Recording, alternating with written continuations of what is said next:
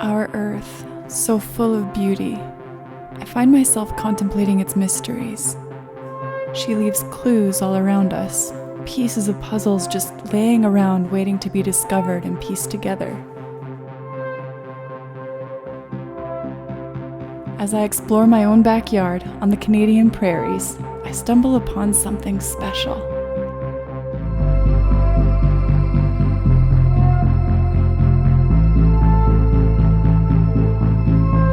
The Big Rock. I'm about 10 kilometers west of Okotoks. There's nothing in the area quite like it. There's something very different about this rock. At first glance, it looks like it's been thrown from the heavens and split into pieces as it hit the earth. Looking around, I see only seemingly flat, featureless prairie land, and the rock itself is suitably named. It's certainly big, but it doesn't belong here. Rocks don't just form in the middle of prairies like this. I close my eyes and travel back in time when the bison freely roamed and used these boulders as rubbing stones. How did this rock get here? The story of Napi. One hot summer day, Napi, the supernatural trickster of the Blackfoot peoples, rested upon the rock because the day was warm and he was tired. He spread his robe on the rock, telling the rock to keep the robe in return for letting Napi rest there.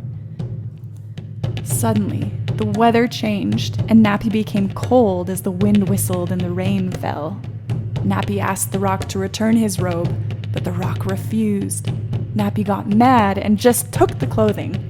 As he strolled away, he heard a loud noise, and turning, he saw the rock was after him. Napi ran for his life.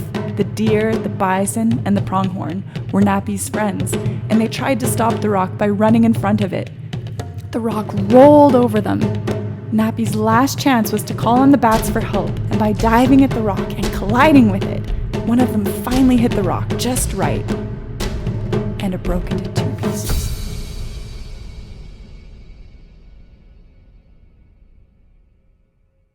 The Blackfoot people, Siksik-i-Sittipi, were of the first people to name this rock. They called it Okotok, which was incorporated into the stories of the legendary trickster character, Napi. These oral stories are the first records of this mysterious landmark. I want to take a closer look. What is this rock? An angular boulder with large fractures, notably through the center, which split the rock into two major parts: thick bedding, overall tan or yellow color, interlocking mosaic, glassy, transparent crystals. At least 80% of the grains are mostly clear. Some grains are dark, amber, and pinkish to reddish color, and flecks of black. Clear phyllosilicates. Mica. This is a metamorphic rock. Micaceous, feldspathic, quartzite. Look where the Big Rock is in relation to glaciers. It borders the Laurentide and the Cordilleran ice sheets. Where there's one, there must be others. The quest for other erratics.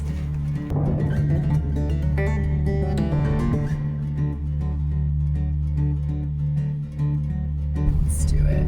Okay, so there's this pathway here that will not take me to the erratic. I gotta do some bushwhacking. I gotta figure out a place to park without annoying anybody. Sweet. I'm looking at Google Maps and it looks like I'm only like a 10-minute walk away from the erratic. Well, I didn't know this ever existed. I love exploring new places. This looks like Paskapoo sandstone. So this is not what we're looking for. So this is sedimentary rock, not metamorphic. That's pretty cool. There's a person. Oh my god. So I'm almost there. That didn't take long at all. I thought this was going to be a bushwhack, to be honest. Oh my gosh, there it is. I found it. That was easy. This is quite big. That's cool. There it is. It's definitely that quartzite.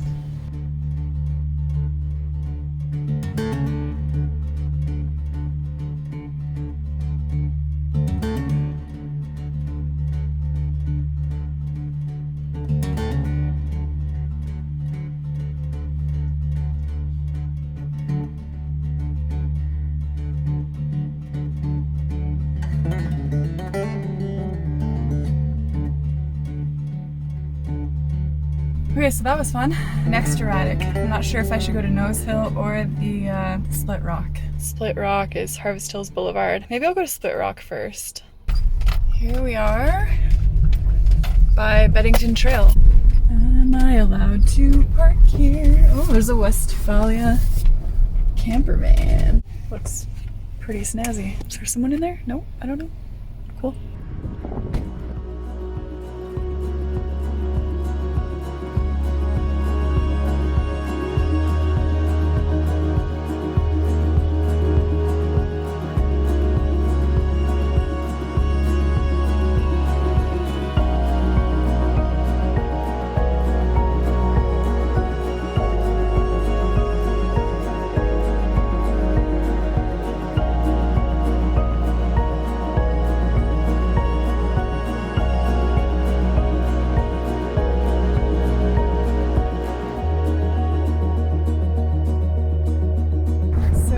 Remember reading about them doing potential construction in this area which would potentially destroy this as a historical artifact.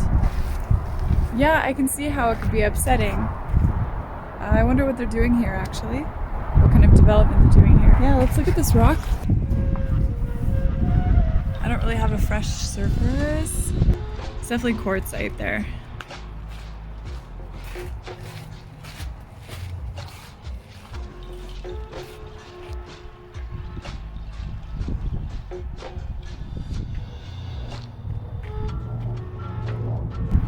Okay, moving on to the next one. Let's go to Nose Hill.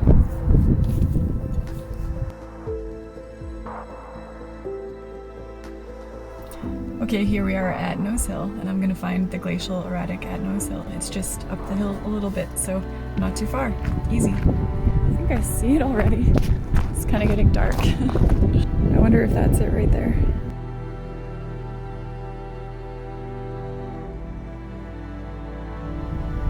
That's definitely it.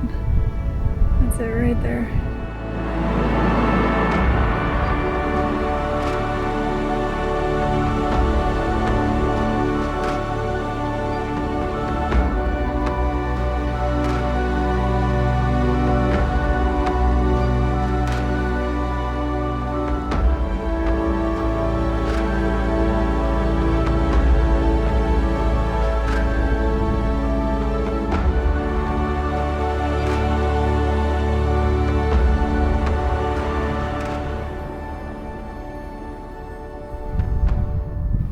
Let's figure out where all these glacial erratics are coming from. Recent geological history might lead us to another clue, the Quaternary period of the Cenozoic era. The Quaternary is characterized by glacial and interglacial cycles. The details of our story are on the topmost layer of our Earth, directly under our big rock. Looking at a rock outcrop from nearby, recent signs of glaciation. Glacial till. If you start mapping the erratics in and beyond the Calgary area, we start to see a trend, a directional pattern that reaches southeast to the northwest along the foothills, which matches up with the area of coalescence between our Laurentide and Cordilleran ice sheets. I remember a rock specimen that resembles that of our big rock. I'd like to see if it's still there in the Canmore Museum and Geoscience Center.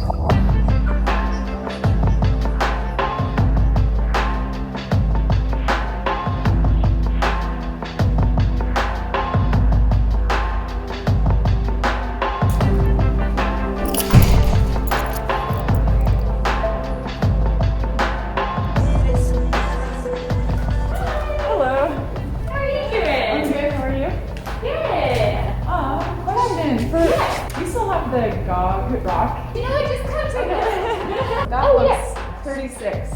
Because I would 34. Yeah. Oh, okay. This is a small weathered or rounded version of our big rock. Scientists have analyzed this rock and found it to be sourced from a rock group called the Gog quartzite. So the Gog group lies north of our converging Laurentide Cordilleran ice sheet boundary. This means our trail of erratics leads us to Jasper. I've always wanted an excuse to go to Jasper. I've never been. Let's go.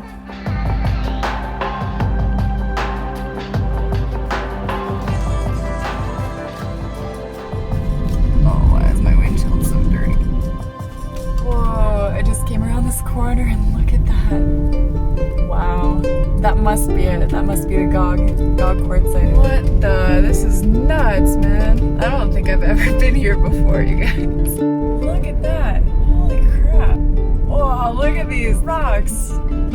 They're so steep. They're so steep and high. Have I not been here before? I don't think I've ever been here before. This is incredible. Wow.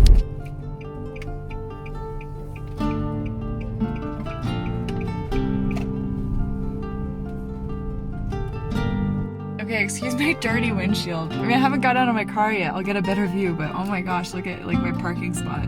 Has the best view ever.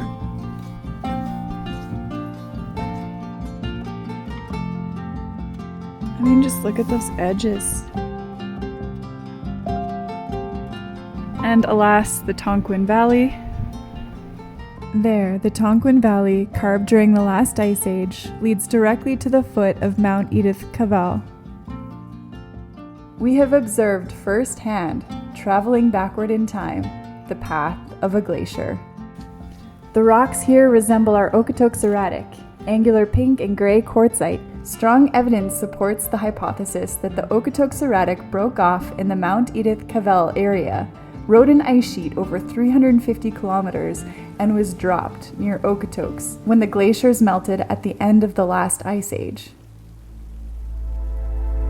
This one is actually huge, and you can't tell from this video because there's nothing for scale, but I bet it's like 8 feet tall. If I were to stand next to it, it'd probably be like 8 feet. It's huge.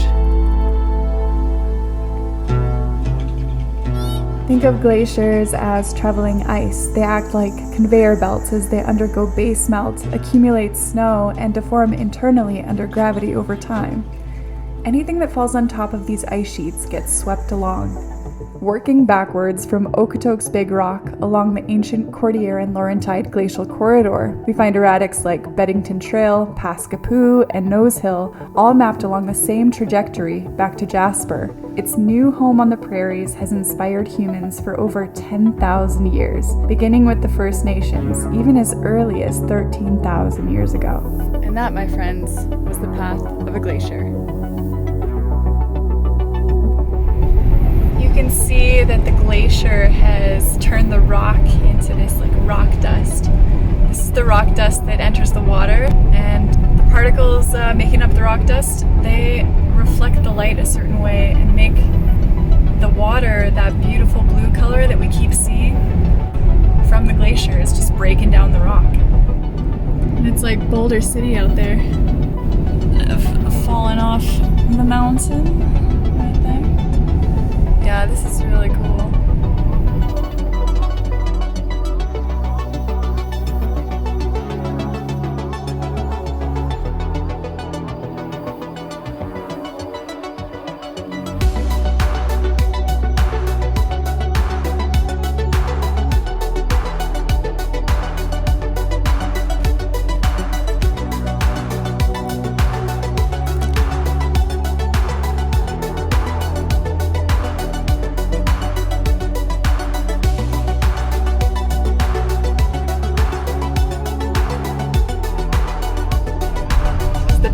Valley.